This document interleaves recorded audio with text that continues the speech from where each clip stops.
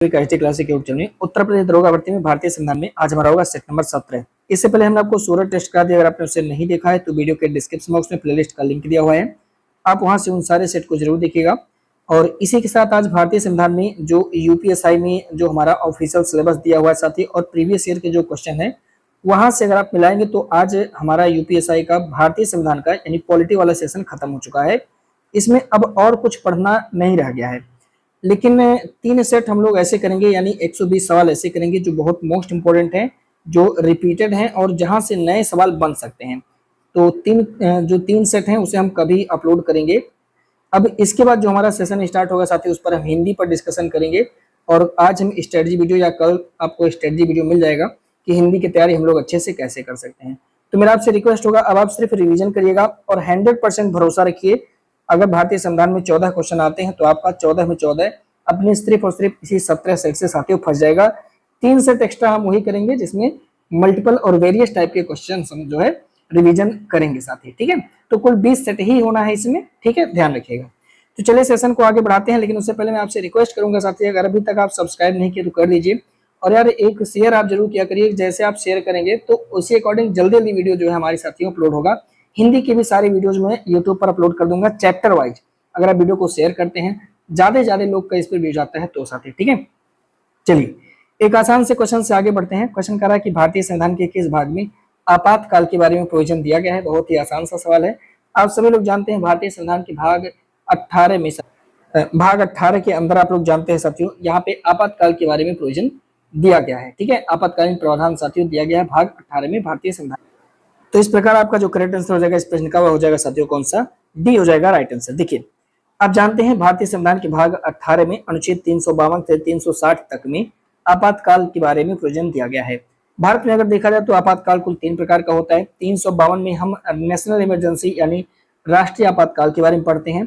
फिर उसके बाद आप जानते हैं 356 यह राज्यों के अंदर राष्ट्रपति शासन लगाता है। इसे हम राज्य आपातकाल या संवैधानिक आपातकाल भी कहते हैं।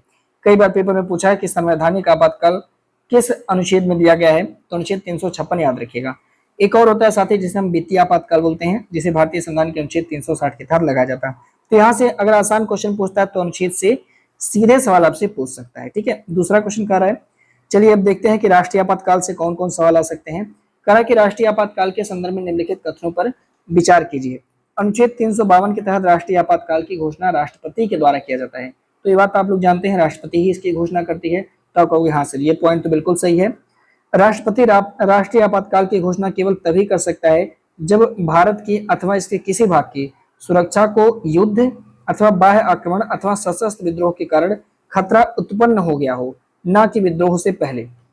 देखिए 2 पॉइंट याद रख सकते हैं कि भाई एक तो युद्ध स्टार्ट हो चुकी हो या युद्ध स्टार्ट होने की संभावना हो। भाई 2 स्थिति हो सकती है, या तो युद्ध स्टार्ट हो चुका हो या तो युद्ध स्टार्ट होने की संभावना हो। तो इन दोनों स्थिति में राष्ट्रपति शासन लागू करने के लिए राष्ट्रपति घोषणा कब करेंगे, तो साथियों इन दोनों स्थिति में राष्ट्रपति घोषणा जारी कर सकते हैं। अगर उन्हें ऐसा महसूस होता है कि ऐसा प्रॉब्लम आ सकता है तभी भी जारी कर सकते हैं, या प्रॉब्लम आ गया तभी भी जारी कर सकते हैं। तो ये कह रहा है कि ना कि विद्रोह से पहले, तो ये वाला पॉइंट आपका हो जाएगा इसी वजह से गलत, ठीक है। तो इस प्रकार सही जवाब हो जाएगा आपका केवल एक, यानी पहला हो जाएगा प्रश्न का राइट आंसर साथियों। देखिए राष्ट्रीय आपातकाल आप जानते हैं कब लगता है नेशनल इमरजेंसी, जब भारत की अथवा इसके किसी भाग की सुरक्षा, चाहे वो पूर्वोत्तर क्षेत्र हो, चाहे उत्तर का क्षेत्र हो, चाहे वो हमारा पाकिस्तान वाला एरिया हो, चाहे जो एरिया हो, किसी भाग की सुरक्षा अगर युद्ध के कारण होती है या बाह्य आक्रमण के कारण या तो सशस्त्र विद्रोह, इसे पहले आंतरिक विद्रोह कहते थे। आंतरिक विद्रोह जैसे मान लीजिए कि ऐसी स्थिति आए कि हमारे सैनिक लोग आपस में ही लड़ाई के लिए फंक्शन करने लगे या कोई भी दिक्कत आ सके, मतलब आंतरिक विद्रोह आ जाए जिसे आप सशस्त्र विद्रोह हम लोग कहते हैं। इसके कारण से अगर कोई खतरा उत्पन्न होता है तब भारत के जो राष्ट्रपति महामहिम है वह अनुच्छेद 352 के तहत राष्ट्रपति राष्ट्रीय आपातकाल की घोषणा साथियों कर सकते हैं। लेकिन राष्ट्रपति राष्ट्रीय आपातकाल की घोषणा वास्तविक युद्ध अथवा बाह्य आक्रमण अथवा सशस्त्र विद्रोह के पहले भी कर सकते हैं, मतलब युद्ध शुरू ना हो तब पर भी वो कर सकते हैं, याद रखिएगा, ठीक है। और आप जानते हैं राष्ट्रीय आपातकाल की उद्घोषणा संपूर्ण देश अथवा इसके किसी एक भाग पर लागू हो सकता है। अगर चाहे तो नेशनल इमरजेंसी पूरे देश पर लगा दें या किसी एक पार्टिकुलर क्षेत्र पर राष्ट्रपति लगा सकते हैं साथियों, ठीक है। अगला करा के निम्नलिखित कथनों पर विचार कीजिए, नीचे दिए गए कोड से सही विकल्प का चयन कीजिएगा। राष्ट्रपति राष्ट्रीय आपातकाल की घोषणा केवल प्रधानमंत्री की सिफारिश पर कर सकते हैं।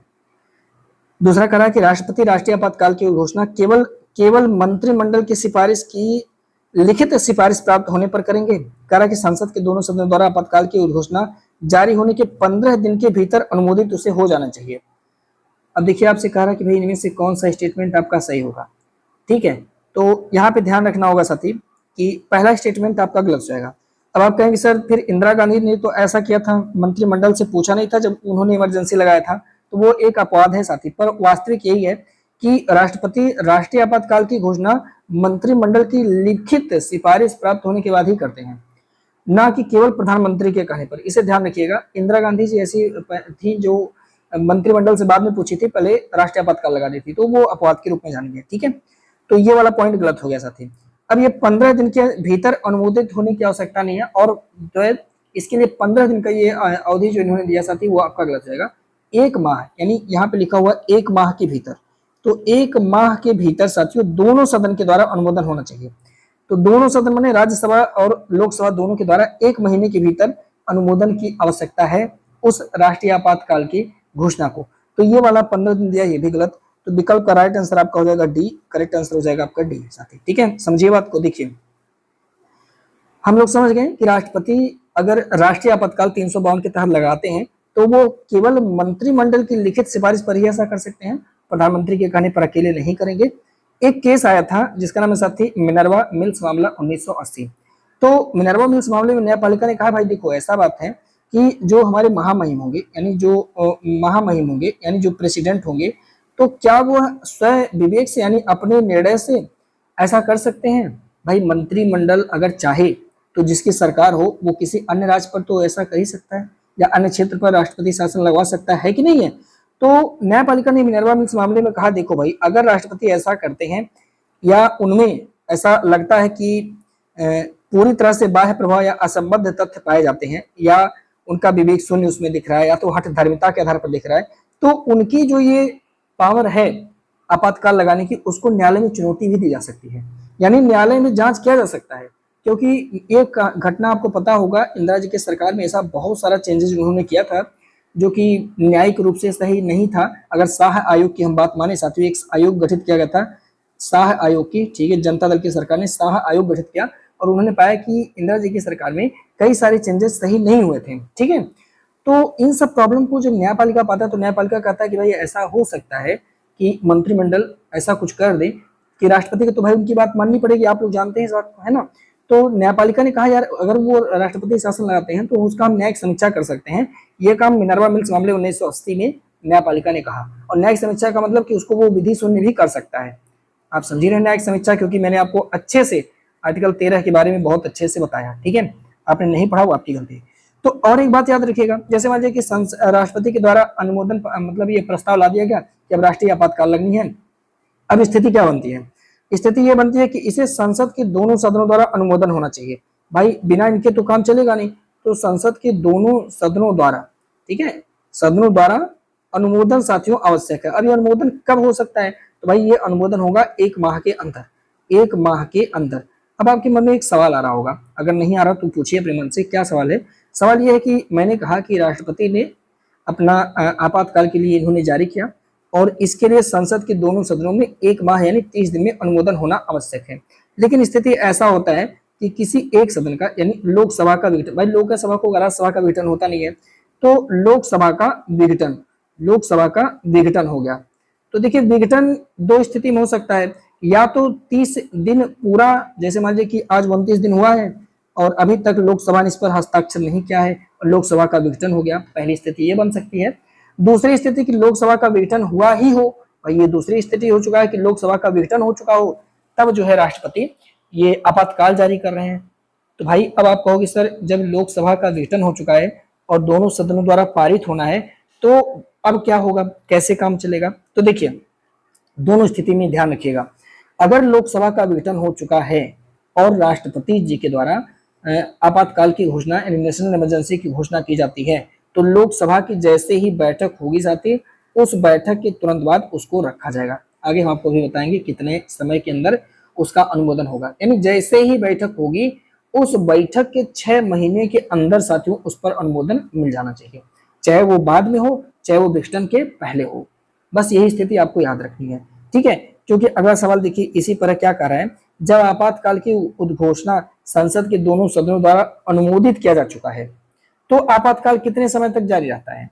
अब देखिए, अच्छा पुनर्गठन के सॉरी सर यहाँ पे याद रखिएगा साथी 30 दिन तक जारी रहता है।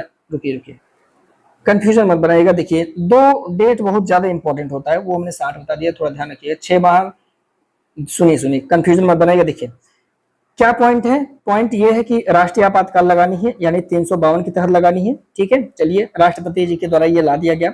अब स्थिति क्या बनती है साथी, अनुमोदन, यानी इस पर अनुमोदन होना आवश्यक है, ठीक है। अनुमोदन होना आवश्यक है। अनुमोदन कहाँ पे होगा, तो आपको सर 2 जगह होगा, एक तो लोकसभा यानी दोनों सदनों की इसमें समान शक्ति प्राप्त है, ध्यान रखिएगा, और राज्यसभा में अनुमोदन होगा, ठीक है। अब कंडीशन क्या बन रहा है, अनुमोदन अगर हो गया तब अनुमोदन मान लीजिए मिल गया, इन दोनों सदनों के द्वारा अनुमोदित कर दिया गया, तब अब जो है साथी जो नेशनल इमरजेंसी होगा वह 6 महीने तक रहेगा, तो 6 माह तक रहेगा, ठीक है। ये बात सही है, आपका डी हो जाएगा विकल्प का राइट आंसर, ठीक है। 6 माह तक रहेगा अगर अनुमोदन हो गया है तो। लेकिन यहाँ पे एक पॉइंट और आपको ध्यान रखना होगा साथी, 6 माह तक ये रहता है। अब आपके मन में आ रहा होगा कि सर अगर 6 महीने से ज्यादा करना है तब क्या करेंगे, तो याद रखेंगे 6 माह से अधिक अगर ये होता है तो प्रत्येक 6 माह पर फिर से अनुमोदन करके दोनों सदन ने फिर से अनुमोदन करनी है और इसे अनंत काल तक आगे बढ़ाया जा सकता है। ये पॉइंट याद रखिएगा, अनंत काल तक साथी इसे आगे बढ़ाया जा सकता है, लेकिन प्रत्येक 6 माह पे दोनों से अनुमोदन करवाना पड़ेगा। ये तो समझ में आ गया, नॉर्मल बात है। लेकिन अगर मान लेते हैं कि लोकसभा का विघटन हो चुका है तब क्या होगा, इस स्थिति में क्या कहानी बनने वाली है साथी, लोकसभा विघटित हो चुका हो साथी, ठीक है, तब क्या होगा।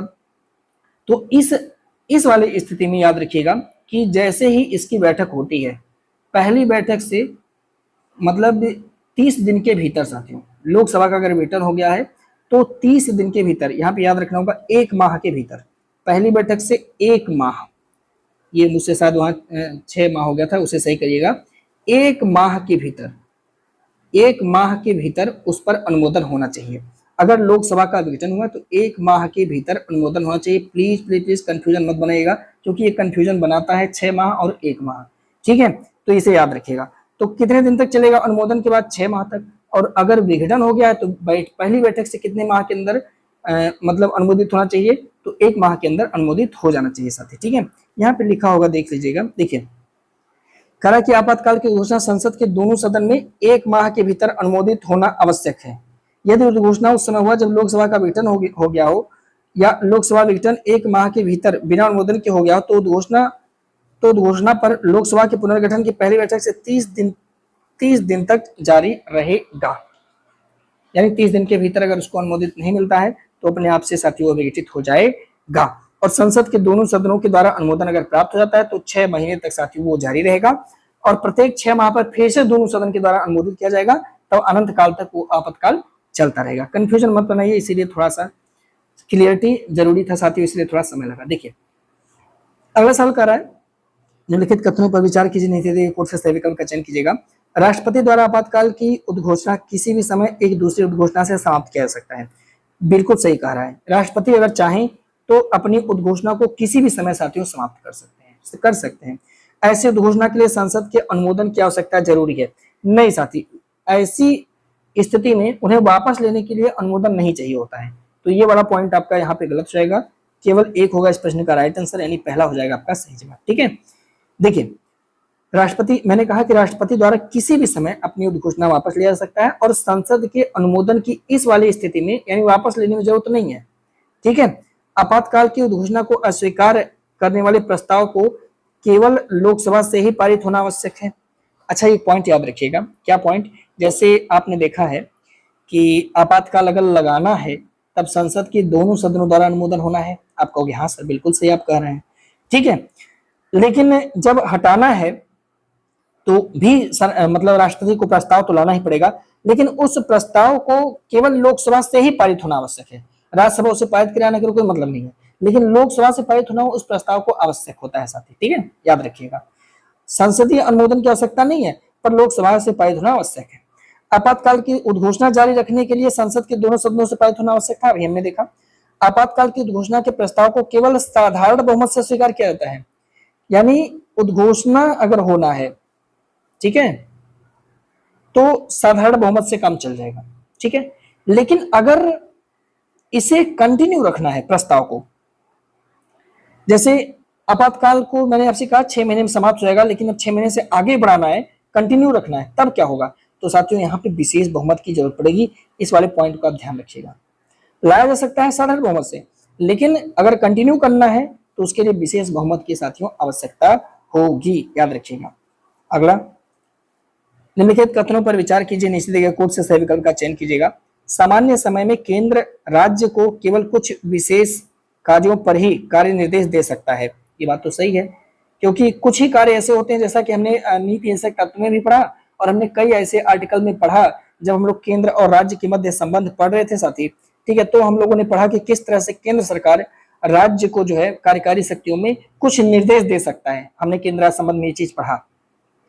सामान्य समय में केंद्र जो है राज्य को कुछ विशेष कार्यों पर ही कार्यकारी निर्देश दे सकता है। जैसे आपने देखा कि केंद्र ने कहा कि भाई रेलवे की सुरक्षा करना, आपने ये सब पढ़ा केंद्र संबंध में, है ना। लेकिन राष्ट्रीय आपातकाल के दौरान केंद्र जो है राज्य को किसी भी विषय पर कार्यकारी निर्देश दे सकता है एवं वह राज्य सरकार को निलंबित कर सकता है। क्या ये बात सही है मेरे दोस्त? अगर राष्ट्रीय आपातकाल लगा है तो आप निलंबित नहीं कर सकते हैं। हाँ, आप कोई कार्यकारी कार्य सौंप सकते हैं और राज्य सरकार के ऊपर आपका पूर्ण नियंत्रण रह सकता है, लेकिन आप स्टेट की गवर्नमेंट को निलंबित नहीं कर सकते हैं, आप ये काम नहीं कर सकते हैं। तो ये वाला विकल्प आपका गलत हो जाएगा साहब।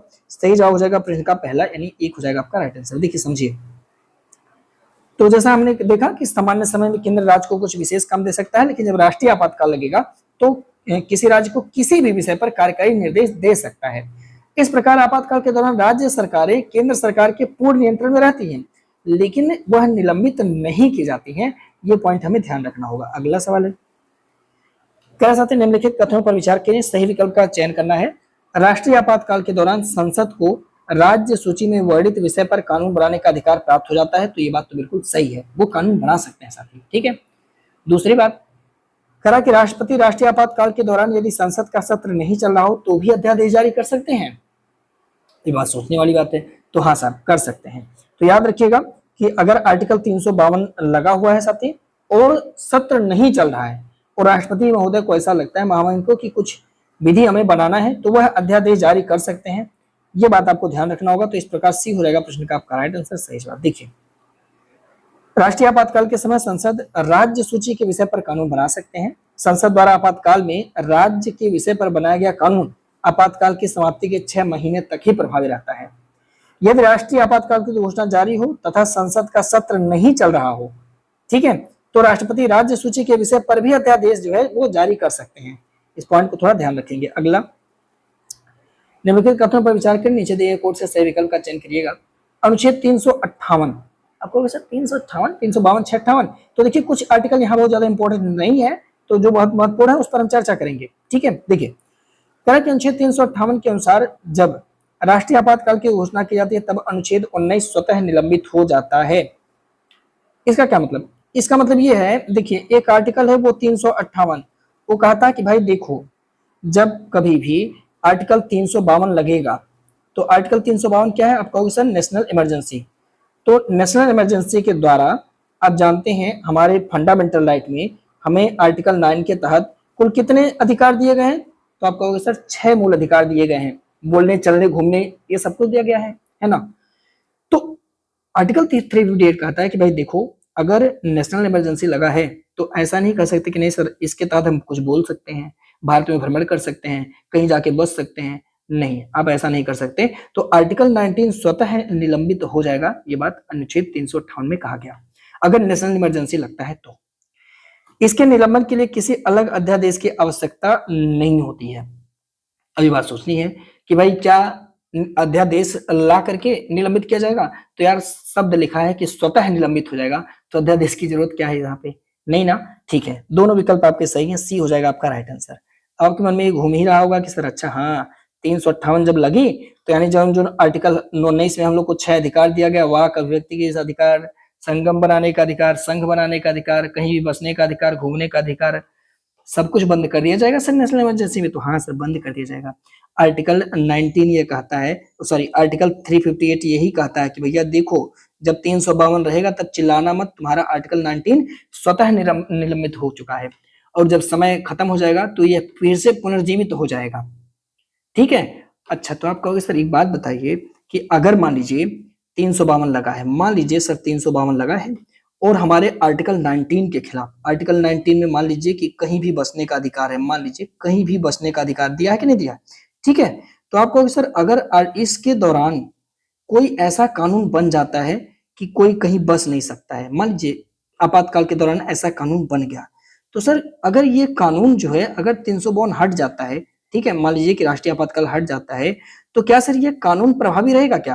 तो मेरा जवाब होगा सर नहीं, क्योंकि जैसे ही ये हटेगा यानी 352 हटेगा, आर्टिकल 19 साथियों पुनर्जीवित हो जाएगा। याद रखिएगा, ये जो है साथी रिव्यू हो जाएगा यानी पुनर्जीवित हो जाएगा, और इसके बारे में जितना भी कानून बनाया गया है वो सारे कानून अप्रभावी हो जाएंगे यानी खत्म हो जाएंगे। क्या ये मसला आपको समझ में आ गया? तो यही मसला है साथी, ठीक है।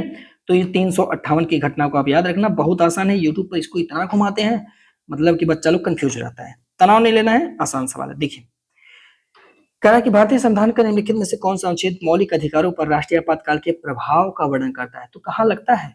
तो अभी तो आपने देखा कि 358 ऐसा कहा, तो कहीं दिख रहा 358? बस यही पकड़िए, 359 भी कुछ कहता है।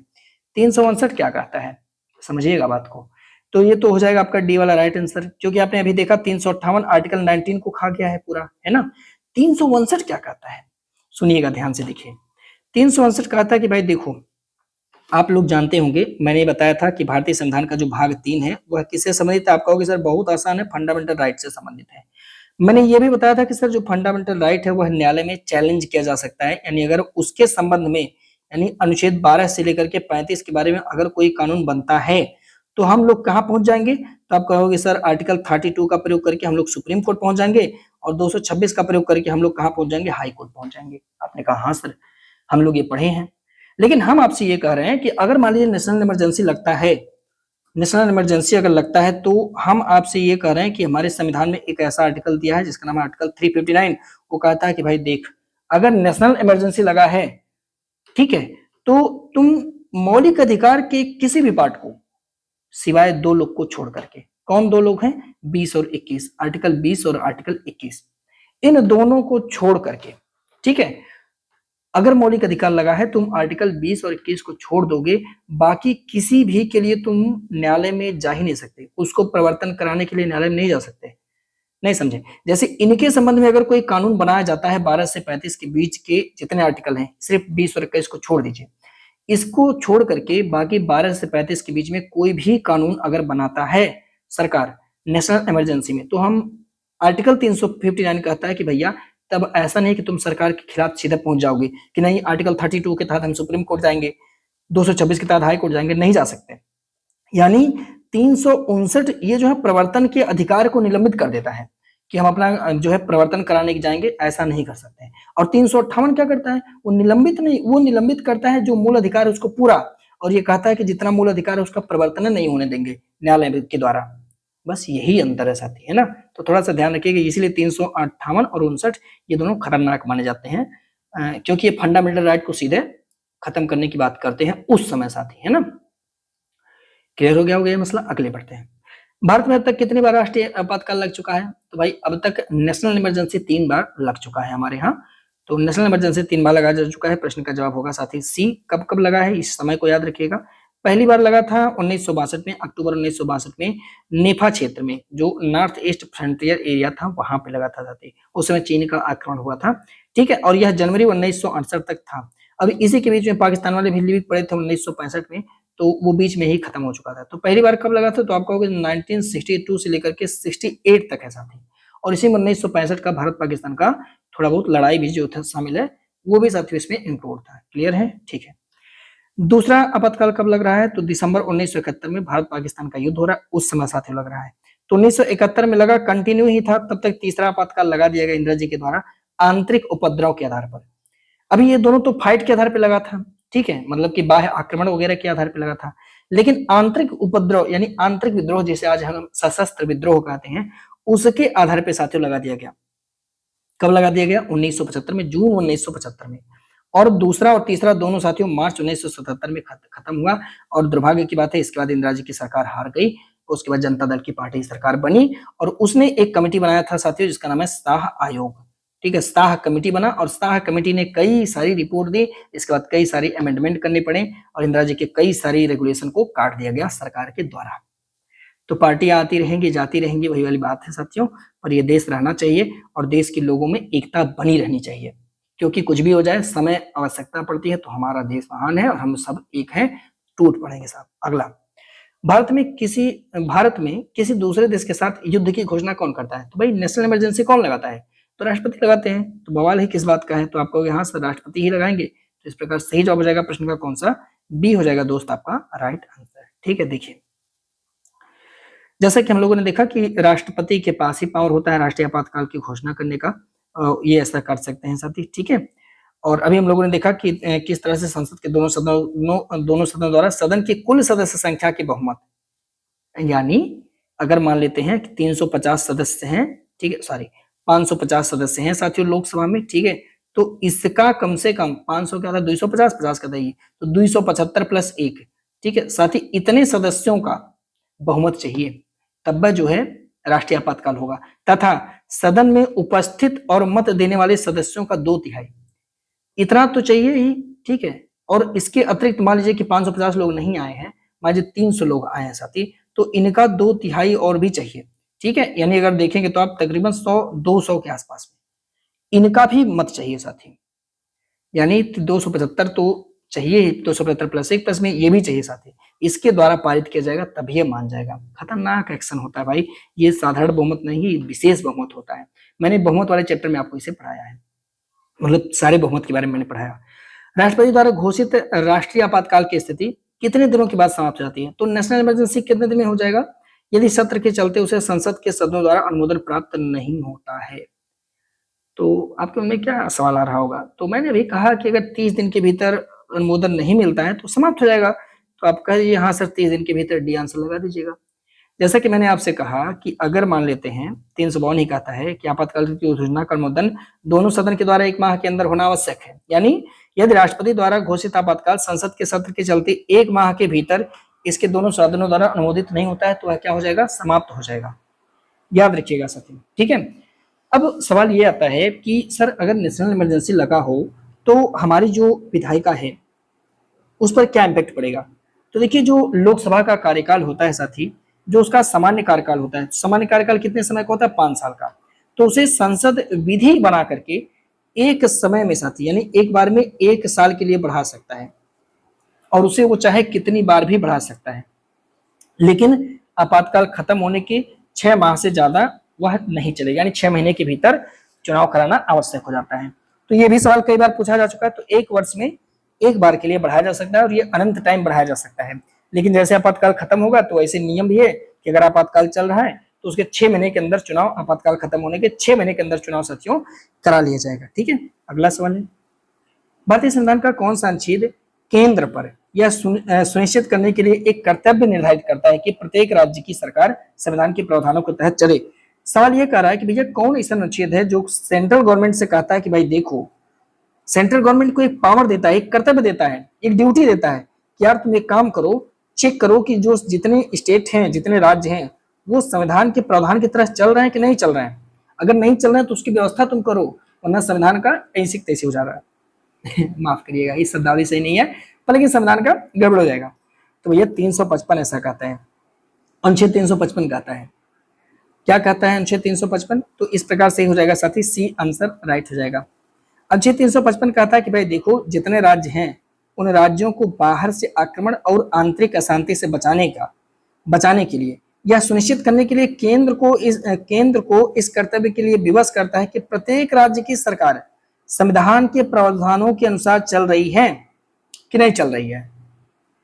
ठीक है, इसके लिए वो कहता है कि भाई अनुच्छेद 356 के तहत राज्य में संविधान तंत्र अगर विफल हो गया है जाने पर राज्य सरकार को अपने नियंत्रण में ले सकता है। यानी इसी व्यवस्था को, अनुच्छेद 356 की इस व्यवस्था को हम राष्ट्रपति शासन या राज्य आपातकाल या फिर संवैधानिक आपातकाल के रूप में जानते हैं साथियों। समझ रहे हैं, नेशनल इमरजेंसी सॉरी, अभी इस बार राष्ट्रपति शासन लगना है, तो 356 राष्ट्रपति शासन से संबंधित है। समझिएगा क्या बवाल होता है। किसी भी राज्य में राष्ट्रपति शासन के संदर्भ में कौन सा कथन सही होगा? राष्ट्रपति शासन किसी भी समय राष्ट्रपति द्वारा वापस लिया जा सकता है। हाँ, ये बात तो बिल्कुल सही है। राष्ट्रपति महोदय जब चाहें तो राष्ट्रपति शासन वापस ले सकते हैं। राष्ट्रपति शासन के खंडन के लिए संसद का अनुमोदन नहीं, खंडन के लिए नहीं, देखिए वापस लेने के लिए संसद के अनुमोदन की आवश्यकता नहीं होती। साथ ही सी हो जाएगा आपका राइट आंसर। लगाने के लिए हो सकती है, खंडन के लिए नहीं। देखिए अनुच्छेद 356 राष्ट्रपति को किसी राज्य में राष्ट्रपति शासन को घोषणा जारी करने का अधिकार देता है यदि वह आश्वस्त है कि वह स्थिति आ गई है कि राज्य सरकारें संविधान के प्रावधानों के अनुरूप नहीं चल रही हैं। जैसा कि मैंने आपसे कहा था, अगर आपको याद होगा केंद्र और राज्य के मध्य संबंध में, तो उसमें हमने आपसे कहा था कि कुछ कार्यकारी शक्तियां केंद्र जो है, खास करके राष्ट्रपति, वो राज्य को सौंपते हैं कि भाई ये सारा काम आपको ध्यान रखना है, ठीक है। और वही शक्तियां अगर वो वही कार्यों को अगर वो नहीं कर पाता, जैसे मान लीजिए कि सेंट्रल गवर्नमेंट ने आपके यहाँ रेलवे बनाया, वो केंद्र का स्कीम है ना, रेलवे केंद्र के तहत आता है, पर आपके यहाँ कुछ उपद्रवी तत्व हैं, वो बार बार रेलवे के पटरियां उखाड़ दे रहे हैं, गिट्टियां चोरी कर, जैसे हमारे गांव बन रहा है साथी, रेलवे जा रही है तो लोग क्या करें बताएं, जो गिट्टी गिरा है ना, सब गिट्टियां उठा ले जा रहे हैं अपने घर पे, जो है सामने द्वार पे लेके बैठ रहे हैं। बताइए अब उनको कौन समझाए, रे मूर्खों, क्या बताया जाए। तो वही वाली दशा है। तो मान लीजिए कि आप ऐसा नहीं कर पा रहे हैं, आप सिक्योरिटी नहीं दे पा रहे हैं, एसडीएम साहब उसको चेक नहीं कर रहे हैं, सर्वे नहीं कर रहे हैं, तो कहेगा यार सिस्टम सही नहीं है आपके यहाँ। मतलब ये तो नॉर्मल बात है, ऐसा नहीं होता, पर मैं एक एग्जांपल आपको दे रहा हूँ कि केंद्र का जो भी, अगर केंद्र ने जो भी विधि आपके लिए निर्धारित किया, जो भी कर्तव्य निर्धारित किया, अगर आप उसका काम नहीं कर पा रहे हैं तो भाई केंद्र सरकार जो है आपके यहाँ 356 लगा के राष्ट्रपति शासन लगाएगा। अब देखिए ये होता क्या है कि इसके लिए एक तो बात होती है कि राज्यपाल रिपोर्ट दे, ठीक है भाई, राज्यपाल ही तो केंद्र के मुखिया होते हैं, राज्य के अंदर केंद्र के मुखिया राज्यपाल होते हैं। तो राज्यपाल महोदय क्या करें कि राष्ट्रपति को रिपोर्ट दें कि महोदय यहाँ पे संवैधानिक तंत्र विफल हो चुका है, अब आप अपना जो है यहाँ पे राष्ट्रपति शासन लगा दीजिए। या तो राष्ट्रपति को ऐसा लगे बिना रिपोर्ट के भी वो राष्ट्रपति जो है शासन लगा सकते हैं साथी। तो दोनों बात है, अगर राज्यपाल रिपोर्ट देंगे तभी भी लग जाएगा, नहीं देंगे तभी भी लग जाएगा साथी। और राष्ट्रपति महोदय कभी भी राष्ट्रपति शासन को वापस ले सकते हैं, इसके लिए संसद के अनुमोदन की आवश्यकता नहीं होती है साथी। लेकिन सवाल ये आता है कि अगर राष्ट्रपति शासन लगा देते हैं तो भाई कितने महीने के अंदर संसद के दोनों सदनों के द्वारा अनुमोदन की आवश्यकता है, लगाने के लिए, हटाने के लिए नहीं। तो देखिए नेशनल इमरजेंसी आपने देखा था कि 30 महीने के अंदर था, सॉरी 30 दिन के अंदर था, यानी 1 महीने में। लेकिन अगर स्टेट के अंदर साथियों लगाना है, राष्ट्रपति शासन अगर लगाना है तो उसके लिए 2 महीने के अंदर, यानी 60 दिन के अंदर, बस ये थोड़ा कंफ्यूजन था इसलिए मैंने वहां 60 दिन बोला, 60 दिन के अंदर अनुमोदन की आवश्यकता है दोनों सदनों के द्वारा साथियों, ठीक है। और अगर दोनों सदनों की स्वीकृति मिल जाती है तो साथियों तो 6 माह तक वो चलता है, ठीक है, 6 माह तक वो चलता है। अब क्यों एक सवाल और आ रहा होगा, सर अगर बढ़ाना है तब कितनी बार बढ़ाएंगे? तो मैक्सिमम 3 ईयर तक, ऐसा नहीं है अनंत काल तक, नहीं, हर 6 महीने में बैठक करेंगे दोनों सदनों का, और मैक्सिमम 3 साल तक आप राष्ट्रपति शासन लगा सकते हैं साथियों। इसे आप थोड़ा सा याद रखिएगा, ठीक है, ध्यान रखेंगे, नहीं तो गलती हो जाएगा। अगला कह रहा है कि राज्य में राष्ट्रपति शासन के संबंध में निम्नलिखित में से कौन सा सच है? जब किसी राज्य में राष्ट्रपति शासन को लागू किया जाता है तो संसद को उस राज्य के संबंध में राज्य सूची में दिए गए किसी भी मामले के संबंध में कानून बनाने का अधिकार हो जाता है। ये बात सही है, क्योंकि ये काम राष्ट्रपति महोदय स्वयं देते हैं संसद को, तो बिल्कुल सही है, ये वाला कथन आपका सही हो जाएगा। राष्ट्रपति शासन के तहत किसी राज्य में संसद द्वारा बनाया गया कानून राष्ट्रपति शासन के बाद भी प्रभावशाली रहता है। अब देखिए ये बात थोड़ा सा खटकने वाली बात है साथी, ठीक है, पर इसकी एक कंडीशन भी होती है। सही तो ये वाला स्टेटमेंट भी आपका है, यानी दोनों स्टेटमेंट आपके सही हैं, लेकिन कंडीशन क्या है, जैसे उस समय अगर संसद कानून बनाता है या संसद के साथ कोई भी विशेष प्राधिकारी की नियुक्ति राष्ट्रपति कर सकता है, वो कानून अगर बनाते हैं तो प्रभावशाली तो रहेगा, लेकिन खत्म होने के बाद जो राज्य की विधानमंडल होती है साथी, राज्य की विधानमंडल जो होती है उसे परिवर्तित कर सकती है या उसे वापस मतलब खारिज भी कर सकती है, ठीक है, याद रखेंगे, या उसे पुनः लागू भी कर सकती है, उसके पास ये पावर होता है। तो सही तो दोनों स्टेटमेंट है, याद रखेंगे इस बात। देखिए यहाँ पे कुछ प्रभाव दिया गया है, जब राष्ट्रपति शासन लागू होता है तो राष्ट्रपति को निम्नलिखित प्रमुख शक्तियां प्राप्त होती हैं, जैसे वह राज्य सरकार के कार्य अपने हाथ में ले लेता है, और उसे राज्यपाल तथा अन्य कार्यकारी शक्तियां प्राप्त हो जाती हैं। ये तो सही है। वह घोषणा करता है कि संसद राज्य विधायिका की शक्तियों का प्रयोग करेगी, सही है। वह भी सभी आवश्यक कदम उठा सकता है जिसमें राज्य के किसी भी निकाय या प्राधिकरण से संबंधित संवैधानिक प्रावधान को निलंबन करना भी शामिल हो सकता है। कुछ भी कर सकते महोदय। राष्ट्रपति अथवा संसद अथवा अन्य किसी विशेष प्राधिकारी द्वारा बनाया गया कानून राष्ट्रपति शासन के पश्चात भी प्रभाव में रहेगा, लेकिन इसे राज्य विधानमंडल के द्वारा वापस अथवा परिवर्तित अथवा पुनः लागू किया जा सकता है। ये वाला फैक्ट थोड़ा सा आपको ध्यान रखना है। अगला, निम्नलिखित कथनों पर विचार कीजिए, निश्चय उस सही विकल्प का चयन करिएगा। कहा जाता है कि राष्ट्रपति शासन की अवधि में संबंधित उच्च न्यायालय की स्थिति, स्तर, शक्तियां और कार्य प्रभावी रहती हैं। अब देखिए, विधायिका तो प्रभावित हो जाती है, विधायिका की सारी पावर चली जाती हैं राष्ट्रपति के पास या संसद को वो दे देते हैं, ये तो आपने देख लिया। लेकिन जो हमारी न्यायपालिका है उस पर क्या इसका इम्पैक्ट पड़ेगा? तो मेरे भाई नहीं। हमारी न्यायपालिका वो है, उसकी स्थिति वही रहेगी, उसकी शक्तियां, उसके कार्य प्रभावी रहती हैं। प्रभावी रहती है का मतलब कंटिन्यू रहती है, प्रभावित नहीं है, प्रभावी होती है साथी, ठीक, मतलब जारी रहती है, चालू रहती है, उसमें कोई चेंज नहीं होता है।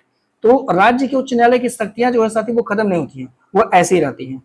राष्ट्रपति शासन का सर्वप्रथम प्रयोग 1951 में पंजाब में किया गया था। दोनों स्टेटमेंट आपके यहाँ भी सही है, सी हो जाएगा आपका राइट आंसर। देखिए, कह रहा है कि राष्ट्रपति शासन के दौरान राष्ट्रपति को संबंधित राज्य के उच्च न्यायालय की शक्तियां प्राप्त नहीं होती हैं। विधायिका की शक्तियां तो आप प्राप्त कर लेते हैं, लेकिन न्यायपालिका की शक्तियां आपको प्राप्त नहीं होती है, और वह उनसे संबंधित संवैधानिक प्रावधानों को निलंबित नहीं कर सकते हैं। ध्यान रखिएगा। राष्ट्रपति शासन की अवधि में संबंधित उच्च न्यायालय की स्थिति, स्तर, शक्तियां, कार्य प्रभावी रहती हैं। 1950 से अब तक लगभग साथियों 125 से ज्यादा बार राष्ट्रपति शासन लग चुका है। सबसे पहले 1951 में पंजाब में राष्ट्रपति शासन को लगाया गया था साथियों। अगला सवाल है, भारतीय संविधान के संदर्भ में वित्तीय आपातकाल का उल्लेख निम्नलिखित में से किस अनुच्छेद के तहत किया गया? इस बार हम वित्तीय आपातकाल लगाएंगे, तो ये तो बहुत ही आसान सा क्वेश्चन है साथी। वित्तीय आपातकाल आप लोग जानते हैं 360 के तहत लगता है, इसमें कुछ नया नहीं है, इसको ऐसे छोड़ दीजिए। अगला, ठीक है, संसद की पुष्टि के बगैर वित्तीय आपातकाल की घोषणा अधिकतम कितने समय तक रह सकती है? देखिए, अब ये बात आपने देखा था, नेशनल इमरजेंसी 30 दिन तक रहेगी और राज्य में राष्ट्रपति शासन 60 दिन तक रहेगी, और अगर वित्तीय आपातकाल लगा है तब कितने दिन तक रहेगी? तो मेरा वित्तीय आपातकाल भी 60 दिन तक ही रहेगा, इसे आप थोड़ा ध्यान रखिए। कितने दिन तक? 60 दिन तक, यानी 2 माह, यानी 2 माह साथियों, ठीक है। देखिए, दोनों आपने देख लिया, चाहे राज्य में लगेगा चाहे वित्त लगेगा। तो कह रहा कि वित्तीय आपातकाल की घोषणा घोषित तिथि से 2 माह के भीतर संसद की स्वीकृति मिलनी आवश्यक है। एक बार यदि संसद दोनों सदनों द्वारा इसे मंजूरी प्राप्त हो जाए तो वित्तीय आपातकाल अनिश्चित काल तक के लिए प्रभावी रहेगा। 6 महीने के लिए नहीं, 3 महीने के लिए नहीं। वो आप देखे थे राष्ट्रीय आपातकाल, वो 3 साल तक। वित्तीय जो है राष्ट्रीय आपातकाल जो है लगा साथी वो 6 माह तक, और जबकि राष्ट्रपति शासन आपने देखा तो वह कितने दिन तक लगा? 3 साल तक मैक्सिमम। लेकिन वित्तीय आपातकाल अनिश्चित काल तक प्रभावी रहेगा, जब तक कि उसे वापस नहीं ले लिया जाता है तब तक। यानी वित्तीय आपातकाल के लिए अधिकतम समय सीमा का निर्धारित नहीं किया गया है, और इसे जारी रखने के लिए संसद की पूर्व मंजूरी आवश्यक नहीं है। नहीं कि बार बार जो है उन्हें 6 महीने बाद जो है फिर से मंजूरी लेंगे, ना, ऐसा नहीं है। तो किसी भी समय राष्ट्रपति के द्वारा वापस लिया जा सकता है, इसके लिए संसदीय मंजूरी की आवश्यकता भी नहीं है साथियों। अगला, एक कहानी है, कुछ लोगों ने आलोचना किया है आपातकाल के बारे में। आपातकाल के बारे में अक्सर आलोचना होता रहा कि इसका मिसयूज होगा, राज्यों के लिए खतरा होगा साथी, और है भी खतरा, क्योंकि आप कई जगह देखते हैं केंद्र हावी हो जाता है, जहां जिसके केंद्र में सरकार रहती है वो सोचता है कि जिसके यहाँ सरकार नहीं है उसके यहाँ कुछ फंड ना मिले, बहुत सारी दिक्कतें आती हैं। बंटवारे में हम लोगों ने देखा है कैसे केंद्र राज्य संबंध में बहुत सारी दिक्कतें आई।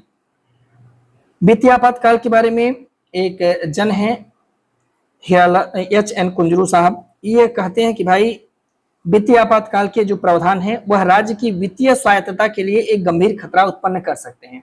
ये स्टेटमेंट दिया है H.N. कुंजरू साहब ने। डी हो जाएगा प्रश्न का राइट आंसर, सही जवाब। देखिए, KT शाह ने आपातकाल के बारे में कहा कि यह प्रतिक्रिया और पतन का एक अध्याय है, जबकि TT कृष्णामाचारी ने कहा कि इन प्रावधानों के द्वारा राष्ट्रपति एवं कार्यकारिणी संवैधानिक तानाशाही का प्रयोग करेंगे, यानी राष्ट्रपति और जो कार्यकारी लोग हैं वो संवैधानिक तानाशाही का प्रयोग कर सकते हैं। भाई राष्ट्रपति आप जानते हैं वो किसके द्वारा काम करेगा? जाहिर सी बात आप कहोगे सर वो मंत्रिपरिषद के, और मंत्रिपरिषद जिसकी सरकार नहीं होगी वो कहीं भी उल्टा सीधा काम हो सकता है, पर इसके लिए न्यायपालिका बैठा है ना साहब। एच.एन. कुंजरू ने कहा कि वित्तीय आपातकाल के प्रावधान राज्य की वित्तीय स्थिति के लिए गंभीर खतरा उत्पन्न कर सकती है, ऐसा इन लोगों ने कहा साथियों। कहा कि भारतीय संविधान का भाग 19 किससे संबंधित है, तो साथियों भाग 19 में प्रकीर्ण दिया हुआ है। प्रकीर्ण का मतलब मिससेलेनियस दिया हुआ है। मिससेलेनियस मतलब कुछ ऐसे मिश्रित टॉपिक दिए हुए हैं। जैसे अनुच्छेद 361 में आप जानते हैं राष्ट्रपति और राज्यपाल को कुछ छूट मिलता है जो कि हमारे अनुच्छेद 14 के खिलाफ होता है, वो मैंने आपको वहां पढ़ाया था। तो अनुच्छेद 361 से 367 यानी कुल ये 6 आर्टिकल ये प्रकीर्ण है साथी, मिससेलेनियस है। ठीक है, तो कहीं भी अगर आप आर्टिकल 361 से 367 में आप गूगल पे सर्च करके देख लीजिएगा, जरूरी नहीं है पर आप देख लीजिएगा कौन कौन बात आती है, हल्का हल्का पढ़ लीजिएगा, पर ये हमारे लिए बिल्कुल आवश्यक नहीं, इसलिए इस पर हम बिल्कुल भी चर्चा नहीं करेंगे। बस आपके मन में आएगा तो आप देख लीजिएगा, ये प्रकीर्ण है मतलब मिससेलेनियस टॉपिक है ये। ठीक है, ये कोई प्रोविजन नहीं है साथी। अगला, राष्ट्रपति या राज्यपाल अपने कार्यकाल में किए गए या लिए गए किसी निर्णय के प्रति देश के किसी भी न्यायालय में जवाबदेह नहीं होते, ये बात आप जानते हैं। और समता का आधार कहता है कि सबके लिए कानून एक समान है, जबकि ये कहता है कि नहीं, किसी भी न्यायालय में राष्ट्रपति और राज्यपाल अपने कार्यकाल के समय किसी भी निर्णय या किसी भी कार्य के लिए जवाबदेह नहीं होंगे, यानी ये सीधा आर्टिकल 14 के खिलाफ है साथी। यह अधिकार समता के अधिकार का अपवाद है, बिल्कुल सही है, सी स्टेटमेंट आप दीजिए, राइट आंसर। 361 से 367 में भाग 19 आता है साथी, इसमें प्रकीर्ण दिया हुआ है, तो उसमें से आवश्यक साथी हमारे लिए आर्टिकल 361 है जो कि आर्टिकल 14 का अपवाद है। आर्टिकल 361 कहता है कि भाई देखो, जो राष्ट्रपति होंगे, जो राज्यपाल होंगे, जब तक वो कार्यकाल में होंगे तो अपने द्वारा लिए गए किसी काम या दिए गए किसी निर्णय के लिए किसी भी न्यायालय में जवाबदेह नहीं होंगे, यानी उनको न्यायालय में नहीं बुलाया जा सकता है। और कहता है कि राष्ट्रपति या राज्यपाल के विरुद्ध उसके पद अवधि के दौरान किसी न्यायालय में किसी प्रकार का दंडिक कार्यवाही या प्रारंभ या चालू नहीं किया जाएगा। और कहता है कि राष्ट्रपति या राज्यपाल पदावधि के दौरान उसकी गिरफ्तारी या कारावास के लिए किसी न्यायालय में कोई प्रक्रिया प्रारंभ नहीं की जा सकती है। और क्या कहता है साथी, और कहता है कि राष्ट्रपति या राज्यपाल उनके कार्यकाल के दौरान व्यक्तिगत सामर्थ्य से किए गए किसी कार्य के लिए किसी भी न्यायालय में दीवानी या मुकदमा नहीं चलाया जा सकता है। तो इनको कई सारी चीजें, यानी विधि के समझ समता के आधार पे इन्हें कई सारी चीजें साथियों मिलती हैं जो कि आर्टिकल 14 के खिलाफ है। अगला सवाल कह रहा है कि निम्नलिखित में से कौन सा अनुच्छेद संविधान में संशोधन की प्रक्रिया से संबंधित है। साथियों, संविधान में संशोधन करना है तो भारतीय संविधान का जो भाग 20 है, आप लोग जानते होंगे, उसमें एक ही आर्टिकल दिया हुआ है, आर्टिकल 368। ये साथी संविधान में संशोधन की प्रक्रिया से संबंधित है, यानी संशोधन कैसे होगा वो ये बात करता है आर्टिकल 368। आप सभी को उसके बारे में पता होगा। अब संविधान संशोधन को लेकर के पीसीएस में सवाल भी इस बार आया था, और बहुत खुशी की बात है कि जो सेट हम लोगों ने किया, अगर आप अच्छे से पढ़ेंगे तो ये पीसीएस के कई सारे सवाल आप लगा पाएंगे। सवाल ये आता है कि साथी 368 के तहत आइए देखते हैं संविधान संशोधन की क्या प्रोसेस है। तो भारतीय संविधान के भाग 20 में अनुच्छेद 368 के तहत संविधान में संशोधन की प्रक्रिया दिया गया है। 368 कहता है कि संविधान के संशोधन का आरंभ संसद के किसी सदन में है, देखिएगा, लोकसभा या राज्यसभा में, इस प्रावधान के लिए पुनः स्थापित किया जा सकता है और राज्य विधानमंडल में नहीं। यानी संविधान संशोधन का जो बिल लाया जाएगा वो सिर्फ संसद के किसी भी सदन में लाया जा सकता है। ये तो हम लोग ऊपर पढ़े हुए हैं, कई बार पढ़ चुके हैं कि भैया अगर संविधान संशोधन विधेयक लाना है तो चाहे वो राज्यसभा में आएगा चाहे वो लोकसभा में आएगा, राज्यों के विधानमंडल में नहीं आएगा। यानी अगर संविधान संशोधन का विधेयक लाना है तो चाहे कोई मंत्री उसको करेगा, चाहे कैबिनेट मंत्री, चाहे राज्य मंत्री, चाहे उप मंत्री, या तो जीती हुई पार्टी का कोई गैर सरकारी सदस्य करेगा, यानी वो मंत्री ना हो बेचारा, वो भी ला सकता है साथी। और देखिएगा, इसके लिए राष्ट्रपति की पूर्व स्वीकृति की आवश्यकता नहीं होती है कि राष्ट्रपति महोदय से पूछ के, नहीं, इसके लिए पूर्व स्वीकृति की आवश्यकता नहीं होती है, ध्यान रखिएगा। कहा कि किस मामले में राज्यसभा के पास लोकसभा के बराबर शक्तियां होती है। भाई जब आपने देखा था कि अगर संवैधानिक संशोधन करना है तो किसी भी सदन में लाया जा सकता है, तो शक्तियां तो बराबर है ना, तो आप कहोगे हाँ सर, यहाँ पे शक्तियां दोनों की बराबर हो जाती हैं, तो बी वाला आंसर आपका हो जाएगा राइट आंसर, यानी सही जवाब दोस्तों। ठीक है, क्योंकि आप जानते हैं संविधान संशोधन विधेयक को पेश और पारित करने के मामले में राज्यसभा के पास लोकसभा के बराबर शक्ति मिलता है। विधेयक को दोनों सदनों के द्वारा विशेष बहुमत से पारित कराना आवश्यक है। विशेष बहुमत कैसे बनेगा, यह बहुमत सदन की कुल सदस्य संख्या के आधार पर और सदन में जितना उपस्थित है उनका 2/3 मतदान के द्वारा होगा। विधेयक पर दोनों सदनों की असहमति अगर हो जाए तो क्या संयुक्त बैठक होगा 108 के तहत? ये पीछे से दिया था तो नहीं होगा, नहीं होगा। संविधान संशोधन विधेयक पर बैठक नहीं होता है, यानी 108 सीधे कहता है कि संविधान संशोधन विधेयक जब आएगा तो बैठक नहीं होगा साथियों। और पीसीएस का इस बार का सवाल 2025 का यही सवाल ही था साथियों, है ना। अगला, भारत में नागरिकों के मौलिक अधिकार में संशोधन कौन कर सकता है? तो आप कहोगे सर संसद कर सकता है। हाँ, और कौन कर सकता है? हाई लोग थोड़ी कर सकते हैं। अरे संसद में ही दोनों लोग आगे तो संसद करिएगा, ठीक है। सी आंसर हो जाएगा साहब। एक मामला हुआ था केशवानंद भारती मामला 1973। कितने जज बैठे थे? 13 जज बैठे थे और 7-6 के आधार पर साथियों निर्णय लिया गया था। और उसमें उच्चतम न्यायालय ने कहा कि भाई देखो, संसद को जो है पावर है वह भारतीय संविधान के किसी भी भाग में संशोधन कर सकता है। तो किसी विभाग में तो मौलिक अधिकार भी आ गया, यानी मौलिक अधिकार में भी संशोधन कर सकता है। लेकिन क्या, लेकिन वह मूलभूत जो ढांचा है यानी जो बेसिक स्ट्रक्चर है साथी, उसमें संशोधन नहीं करेगा। जो बातें बेसिक स्ट्रक्चर में रख दी गई हैं उनमें संशोधन वो नहीं कर सकता है, बाकी पूरे संविधान में संशोधन कर सकता है। ऐसा न्यायालय ने केशवानंद भारती मामले में कहा। अरे यूपीएसआई में तो है 7-6 से पूछ लिया गया था। अब यूपीएसआई 2021 का पेपर अगर पढ़ेंगे तो कहेगा कितने जज बैठे थे इस मामले में, तो 7-6 से ये मामला पारित हुआ था साथी, ठीक है, ध्यान रखिएगा। अगला, निम्नलिखित न्यायिक निर्णय को कालक्रम के अनुसार व्यवस्थित कीजिए। पहले कौन हुआ था, दूसरे बाद कौन आया था, फिर कौन आया था, ऐसे करके लगाना साथियों, ठीक है। तो आप जानते हैं शंकरी प्रसाद का मामला तो सबसे पहले आजादी के बाद ही आ गया था, आपको 1951 में आया था। फिर सज्जन सिंह का मामला ये 64 में है, 1964 में। गोलकनाथ तो बहुत प्रसिद्ध है, 1967 में इनका मामला आया था। केशवानंद भारती अभी आपने देखा था 1973। 1, 2, 3, 4 ये पूरा मिलान कर रहा है, ये हो जाएगा आपका सही जवाब साथी, ठीक है। रटना पड़ेगा, इसमें कोई डाटा नहीं है। ये कुछ महत्वपूर्ण न्यायिक निर्णय याद कर लीजिए और अपने सिलेबस में दिया हुआ है मूल विधि में न्यायिक निर्णय, तो वहां पे हम डिस्कस कर लेंगे साथियों यहाँ पे, ठीक है।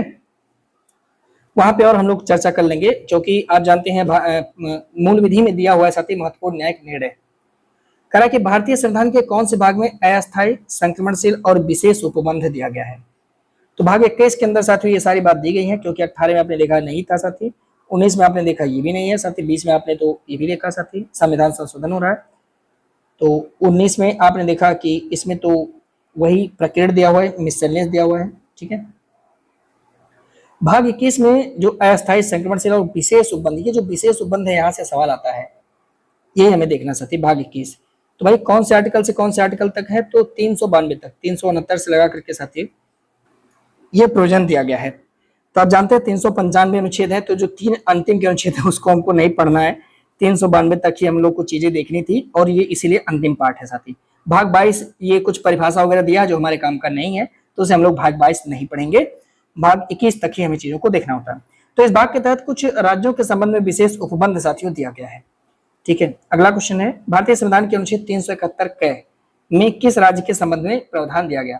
तो 371 क पूछ रहा साथी और ये नागालैंड से संबंधित है, तो इस प्रकार सही जवाब हो जाएगा आपका बी, राइट आंसर। और ये जो मैं चार्ट दे रहा हूं आपको इसे रटना होगा, क्योंकि 12 राज्यों के बारे में विशेष उपबंध है। 370 वाला तो हट गया, ठीक है। 371 एमजी, तो एमजी को याद रखिएगा, महात्मा गांधी 371, महात्मा गांधी 371, महात्मा गांधी का मतलब महाराष्ट्र और गुजरात 371, ठीक है। तो महात्मा गांधी 371 याद रहेगा कि नहीं याद रहेगा? ठीक है, याद रहेगा साथी, ठीक है।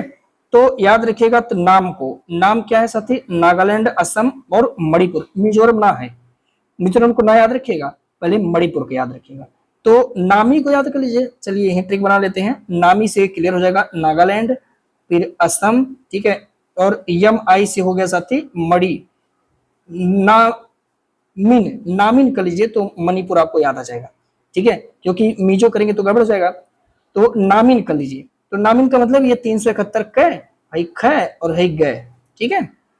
तो 371 कौन है? यमजी यानी महात्मा गांधी, यानी मणिपुर और सॉरी महाराष्ट्र और गुजरात, ठीक है, 371। फिर नामिन है, नामिन कौन है साथी? तो नागालैंड, फिर असम और मणिपुर, ये क ख ग हो गया, ठीक है। और घ और अंगा में साथियों एटी आता है, एटी माने आंध्र प्रदेश और तेलंगाना, तो ये दोनों ही हैं घ और अंगा। तो घ और अंगा तो इससे याद रहेगा, है घ और अंगा नहीं याद रहेगा, हो अंगा ही चांद बिंदी दोनों जगह लगा हुआ, जहां जहां वो अंगा हो गया, ठीक है। और आंध्र का आंध्र कर लीजिएगा, याद रहेगा, ठीक है। अब सुनिएगा, तो नामी याद हो गया क्या, नामी याद रखेंगे, ठीक है। फिर उसके बाद देखेंगे आप सिक्किम, मिजोरम, अरुणाचल प्रदेश। खतरनाक लग रहा है साथी, इसका भी कोई ट्रिक आप ऐसे याद कीजिएगा। सिक्किम, सिक्किम कोने में है च, ठीक है, च में है साथी। और मिजोरम किस में है, तो ये 6 में है। अरुणाचल प्रदेश आपके किस में, वो जय में है। यार इतना नहीं याद होगा, च छ जय नहीं याद है, 371 है, याद हो जाएगा साथी, ठीक है। बिल्कुल याद होगा, याद करेंगे, कोई ट्रिक बना लीजिएगा आप लोग, ठीक है। और जय तो ऐसा हमेशा याद रहेगा, 300 जय गोवा है, या मैंने कर्नाटक। और ऐसे एबीसीडी लिखिएगा तो ABCDE FGHI और है जे। भैया जे बहुत पूछे थे, जे मतलब जे फॉर जोकर है ना, तो जे फॉर कर्नाटक, कर्नाटक में जोकर, ठीक है, याद रखेंगे इसे, 2-3 बार 4 बार पढ़िएगा, याद आ जाएगा। तो कह रहा कि निम्नलिखित में भारतीय संविधान कौन सा 371 जे कर्नाटक के जो राज्यपाल हैं इनको डाट के क्षेत्र के लिए पृथक विकास बोर्ड बनाने का बात करता है। तो बॉम्बे और कर्नाटक के लिए साथी, बॉम्बे और कर्नाटक के लिए पृथक, नहीं, बॉम्बे कर्नाटक नहीं होगा, हैदराबाद कर्नाटक होगा, माफ करिएगा, हैदराबाद और कर्नाटक के लिए। बम्बई कहाँ से आ जाएगा कर्नाटक में, हैदराबाद और कर्नाटक के लिए 341 जे क्या कहता है, सुनिएगा। ये कहता है भाई देखो महोदय राष्ट्रपति, राष्ट्रपति को कहता है कि देखिए भाई आपके पास ये पावर है कि आप कर्नाटक के राज्यपाल को कहिएगा कि कुछ दायित्व दीजिएगा कि वह हैदराबाद और कर्नाटक क्षेत्र के विकास के लिए अलग से विकास बोर्ड की स्थापना करें। अच्छा, विशेष बने राज्यों को कुछ विशेष पावर वगैरह दे दिया जाता है साथी, ताकि वो अच्छे से काम कर सके, ताकि उनका ग्रोथ हो सके, इसके लिए। तो थोड़ा सा आप इस बात को भी ध्यान रखिएगा, तो उसको पूरा रख लीजिएगा। अच्छा, नीति आयोग क्या है, तो आपको सर नीति आयोग क्या है, संवैधानिक है, गैर संवैधानिक है, सामितिक है, क्या है। तो क्या ये संवैधानिक निकाय है, तो नीति आयोग का आर्टिकल में कहा दिया हो, जो चीज आर्टिकल में नहीं वो संवैधानिक है होता, तो आर्टिकल में कहीं नीति आयोग है, तो आपको नहीं सर। गैर संवैधानिक या संविधानेतर नीति आयोग हो सकता है, तो डी आंसर हो जाएगा आपका राइट आंसर, ठीक है। कोई दिक्कत है नहीं ना, देखिएगा हुआ क्या था कि 13 अगस्त 2014 को मोदी जी को ऐसा महसूस हुआ कि जो योजना आयोग चल रहा है, जो सरकार 5 साल का योजना बना के काम करती है, वो काम नहीं कर रहा है। हम क्या करेंगे, national institution for transforming India, यानी नीतियों को हम बनाएंगे और उसमें खूब दबाएंगे, कार्यान्वयन होगा जो नहीं होगा देखा जाएगा, पर नीति हम जरूर बनाएंगे। तो मोदी जी ने क्या किया, योजना आयोग जो इंदिरा मतलब जो भारतीय राष्ट्रीय कांग्रेस ने बनाया था उसको खत्म कर दिया और 1 जनवरी 2015 से नीति बनाने लगे। और उसी नीति का भी एक उपजा हुआ रूप था साथी जीएसटी, जिसे आज थोड़ा सा घटा करके लोगों को बरगला रहे हैं, साहब गलत कर रहे हैं, है ना। तो 1 जनवरी 2015 से आया था नीति आयोग। तो भैया यह तो गैर संवैधानिक अथवा संवैधानितर अथवा गैर संवैधानिक निकाय है, ठीक है। क्योंकि आप जानते हैं ये गैर वैधानिक इसलिए है क्योंकि संसद के किसी अधिनियम के द्वारा भी इसे नहीं बनाया गया है, इन्हें कि कोई अधिनियम ला के बनाया गया नहीं साहब, तो इसीलिए गैर वैधानिक है। अगर वैधानिक होता, संसद के अधिनियम के द्वारा बनता तो वैधानिक होता, लेकिन अधिनियम के द्वारा नहीं बनाया गया था। अच्छा, कह रहा कि जो नीति आयोग के उपाध्यक्ष होते हैं उनकी नियुक्ति कौन करता है, आप लोग कमेंट में करिएगा कि वर्तमान में नीति आयोग के उपाध्यक्ष कौन है। साथ ही उपाध्यक्ष की नियुक्ति राष्ट्रपति प्रधानमंत्री करते हैं। आप लोग जानते हैं कि नीति आयोग के अध्यक्ष भारत के प्रधानमंत्री होते हैं और इसका जो गवर्निंग काउंसिल होता है साथी, इनमें सभी राज्यों के मुख्यमंत्री होते हैं। उन केंद्र शासित राज्यों के मुख्यमंत्री होते हैं जहां पे विधानमंडल है, जैसे आप देखेंगे तो दिल्ली में विधानमंडल है, और इस समय आप देखेंगे पुडुचेरी में भी है, जम्मू कश्मीर में भी है, पर अभी उसका परिसीमन नहीं हुआ है, इसलिए इस पर डिस्कस नहीं हो रहा है साथी। तो उन केंद्र शासित प्रदेश के भी मुख्यमंत्री इसमें शामिल होंगे जहां पर विधानमंडल है, और जहां पे विधानमंडल नहीं है तो वहां पे आप जानते हैं उपराज्यपाल होंगे। हमने इस पर चर्चा पीछे किया था साथी, जब हम लोग पढ़ रहे थे कि केंद्र राज्य के उपबंध, केंद्र राज्य ने संघ शासित राज्यों का उपबंध जब पढ़ रहे थे तब हमने इस पर चर्चा किया था। उपाध्यक्ष ये प्रधानमंत्री के द्वारा अपॉइंट किया जाता है और इसका पद कैबिनेट मंत्री के समान होता है साथी। पूर्णकालिक सदस्य जो होते हैं वो राज्य मंत्री के पद के समकक्ष होते हैं, कुछ पूर्णकालिक सदस्य भी इसमें काम करते हैं साथियों। अगला, राष्ट्रीय मानवाधिकार के आयोग जो होता है उसके बारे में कह रहा आप चर्चा करिएगा।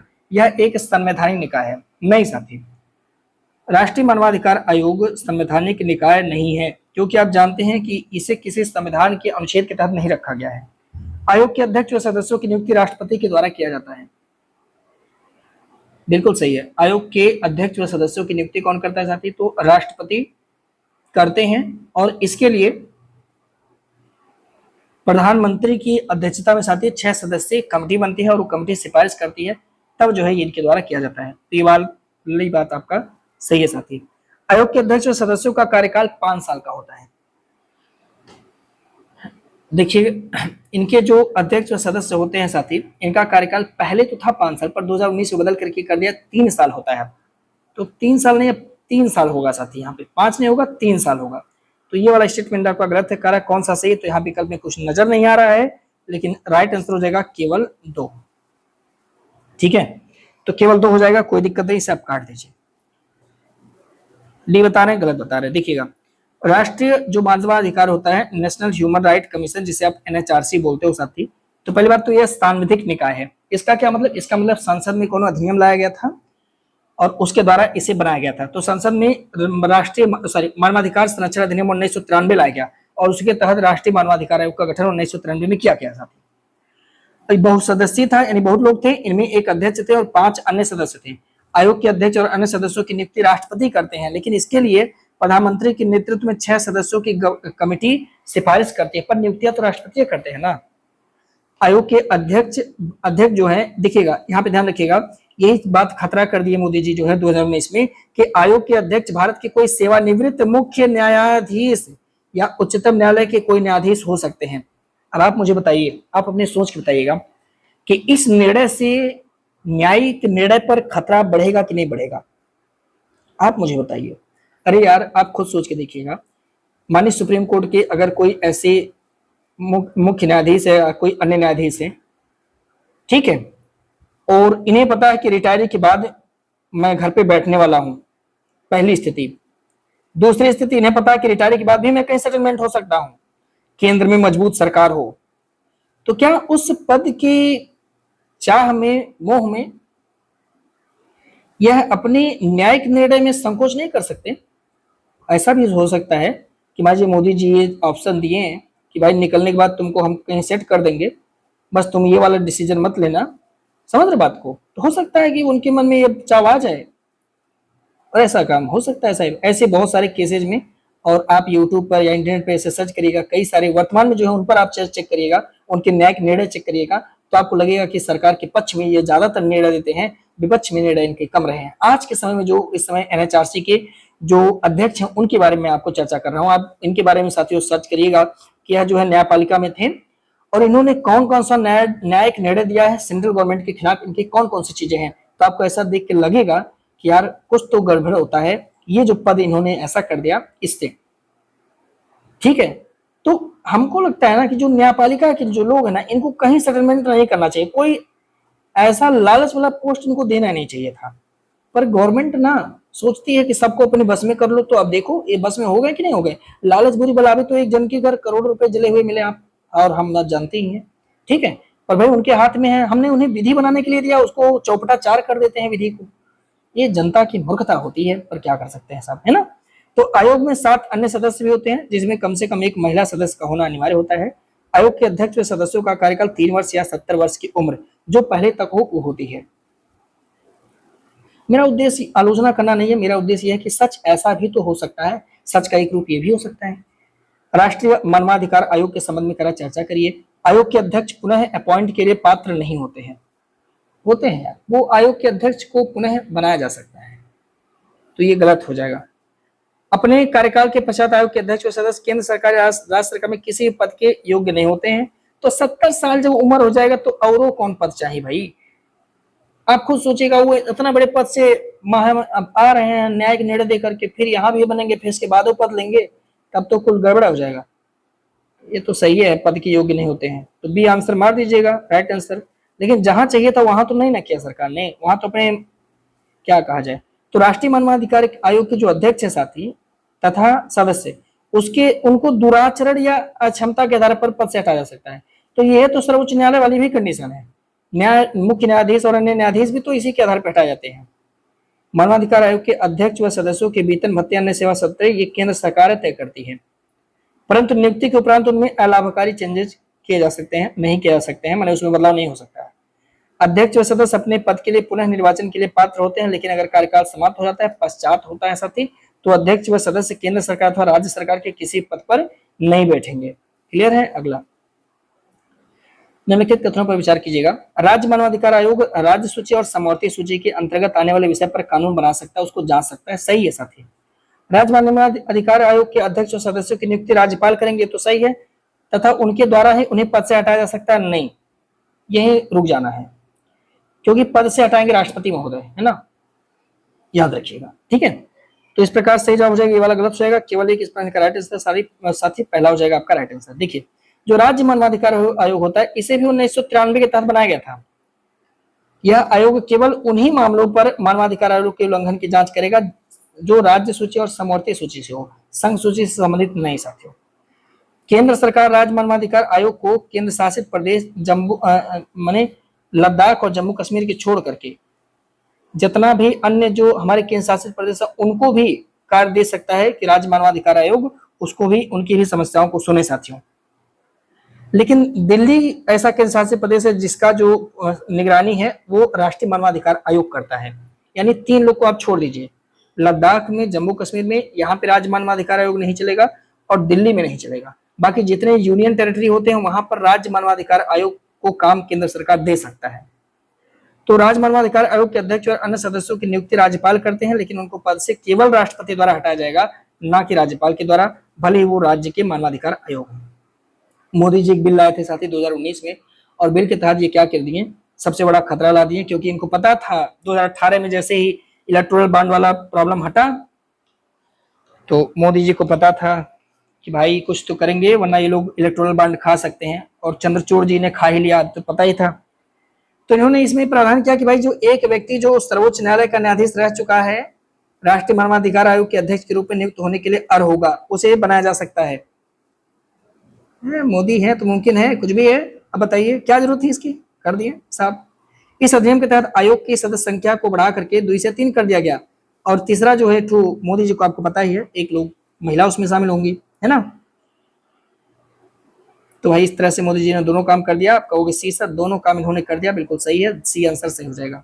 और क्या किया इन्होंने, अधिनियम के तहत इन्होंने एक बात और कहा कि भाई सुनो देखो, अभी मजा ना होता है, अभी तो उच्च न्यायालय में भी बवाल होता है ना, तो एक काम करिए, जो उच्च न्यायालय के न्यायाधीश रह चुके हैं, मुख्य न्यायाधीश सहित, राज्य मानवाधिकार आयोग के अध्यक्ष बनाए जा सकते हैं। अब देखिए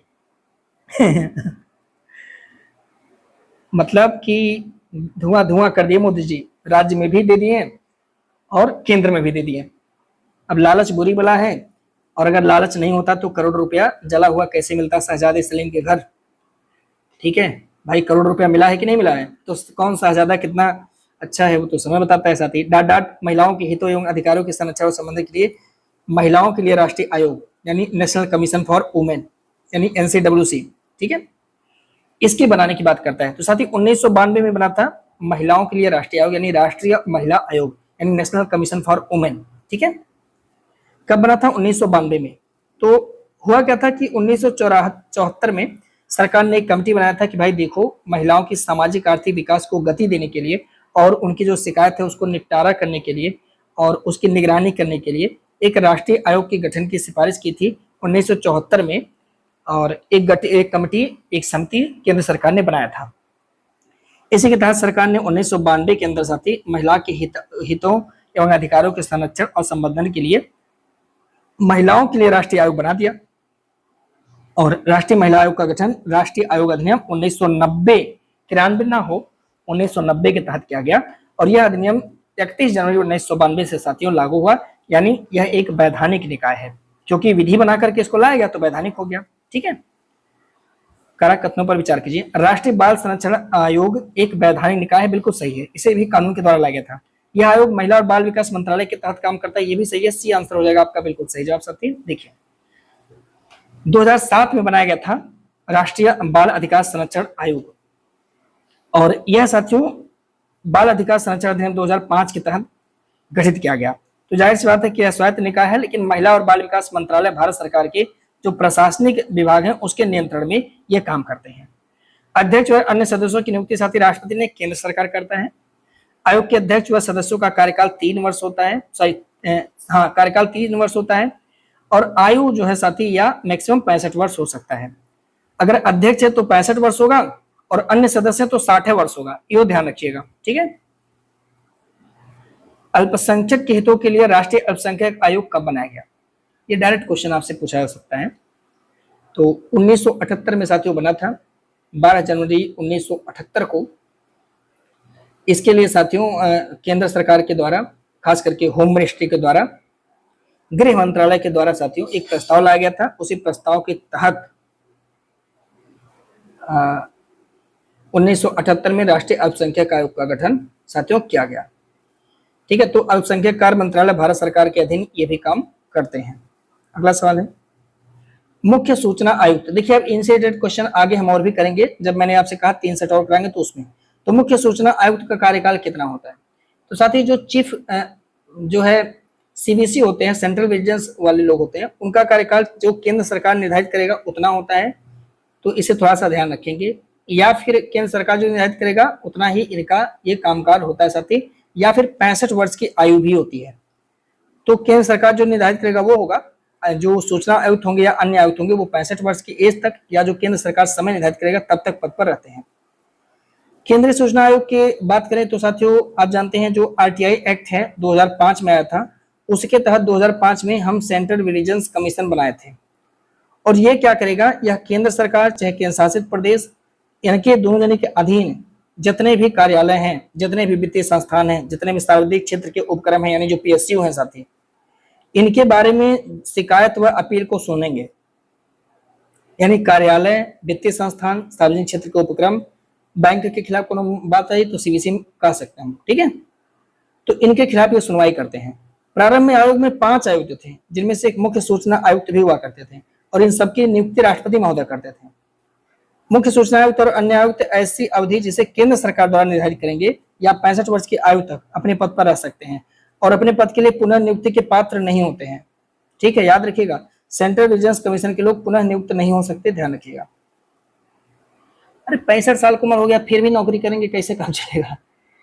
कह रहा साथी कि निम्नलिखित कथनों पर विचार कीजिएगा। राज्य सूचना आयोग के अध्यक्ष और सदस्य को राज्य सूचना आयोग यानी स्टेट की बात कर रहा है, इनके अध्यक्ष और सदस्य को राज्यपाल के द्वारा सिद्ध कदाचार या अक्षमता के आधार पर हटाया जा सकता है। सही है, सही है।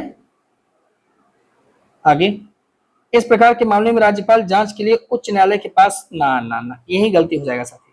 मामले को भेजता था, सही पाए जाने पर राज्यपाल के द्वारा उन्हें हटाया जाता है ना। यहाँ पे ये मामला थोड़ा सा साथी गड़बड़ हो जाएगा, क्योंकि उच्चतम न्यायालय के पास मामले की जांच के लिए भेजना पड़ता है। ठीक है, यहाँ पे याद रखिएगा, उच्चतम न्यायालय के पास साथियों मामले की जांच के लिए भेजना पड़ता है। तो पहला तो सही हो जाएगा, लेकिन दूसरा गलत हो जाएगा। सही जवाब हो जाएगा आपका पहला, 1 हो जाएगा साथी यहाँ पे राइट आंसर। देखिएगा, राज्य सूचना अधिकार जो राज्य सूचना आयोग है वो भी 2005 में आरटीआई एक्ट के तहत ही साथियों बना था। इस आयोग में मुख्य आयुक्त होंगे और अन्य आयुक्त होंगे, और इन अन्य आयुक्तों की संख्या 10 से ज्यादा नहीं होनी चाहिए।